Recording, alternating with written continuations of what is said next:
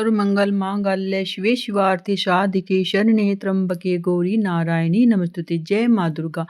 आज से चैत्र मास की शुरुआत हो चुकी है। होली से अगले दिन ही चैत्र मास की शुरुआत हो जाती है और इस महीने से हमारी प्रकृति का भी परिवर्तन हो जाता है, क्योंकि हम सर्दियों से गर्मियों की तरफ बढ़ने लगते हैं। चैत्र मास जो है वो माँ भगवती की, दुर्गा की उपासना के लिए बहुत ही महत्वपूर्ण है और इस महीने में ही हमारे चैत्र नवरात्रि भी आते हैं, तो इसलिए यह महीना विशेष रूप से बहुत ही भक्ति के लिए महत्वपूर्ण माना गया है। और आज से हम सुनेंगे चैत्र मास की कथा का अध्याय 1। तो आइए कथा को शुरू करते हैं। नैमिषारण्य नामक पवित्र वन में अनेक महान ऋषि मुनि एकत्र होकर यज्ञ कर रहे थे। उस यज्ञ के प्रमुख शौनक ऋषि भी वहां थे। वहां सभी ऋषि धर्म, भक्ति और मोक्ष की प्राप्ति के उपायों पर चर्चा कर रहे थे। उसी समय वहां सूत जी पधारे। सभी ऋषियों ने उनका आदर सत्कार किया और उनसे धर्म से जुड़ी कथाएं सुनने की प्रार्थना की। तब शौनक ऋषि ने विनम्रता से कहा, हे सूत जी, यह कलयुग का समय है। इस युग में मनुष्य अज्ञान और पापों में फंसता जा रहा है। कृपया करके ऐसा उपाय बताइए जिससे मनुष्य का पाप नष्ट हो जाए और उसे धर्म, सुख और मोक्ष की प्राप्ति हो।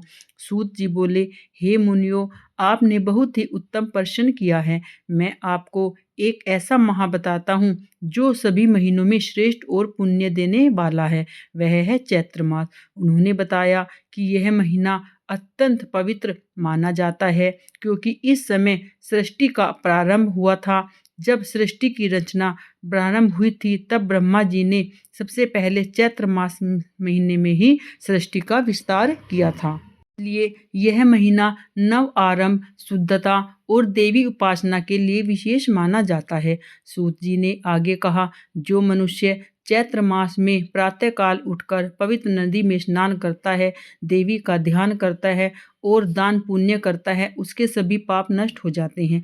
इस महीने में विशेष रूप से माता दुर्गा की पूजा का बहुत महत्व बताया गया है।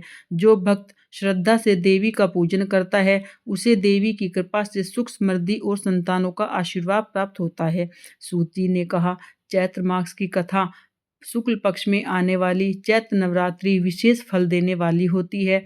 इन 9 दिनों में देवी की उपासना करने से मनुष्य के जीवन के सभी कष्ट दूर होते हैं। उन्होंने यह भी बताया कि जो व्यक्ति इस महीने में व्रत करता है, कथा सुनता है, देवी मंत्र का जप करता है और जरूरतमंदों को दान करता है, वह व्यक्ति इस लोक में सुख भोग कर अंत में देवी के परम धाम को प्राप्त होता है।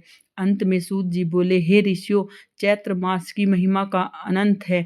जो व्यक्ति श्रद्धा और भक्ति से इस देवी का स्मरण करता है, उसका जीवन सफल हो जाता है, उसके घर में सुख समृद्धि आती है और उसके सभी दुख दूर हो जाते हैं। उन्होंने यह भी बताया कि इस महीने में तीर्थ स्नान करना, ब्राह्मणों को भोजन कराना और देवी कथा की श्रवण करना, उसे इस लोक में सुख मिलता है और अंत में देवी के परम धाम की प्राप्ति होती है। सूत जी बोले, हे ऋषियों, चैत्र मास की महिमा का अनंत है। इसका वर्णन पूरी तरह करना भी कठिन है।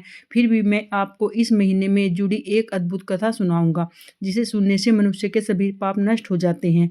यह कहकर सूत जी चैत्र मास की अगली कथा प्रारंभ कर दी। तो यह था चैत्र मास अध्याय का 1 की पवित्र कथा। अगर आपको कथा अच्छी लगी तो प्लीज़ वीडियो को लाइक करें, शेयर करें, चैनल को सब्सक्राइब करें, ताकि आपको ऐसी ही भक्ति कथाएं रोज सुनने को मिलती रहे। जय माता दी। राधे राधे।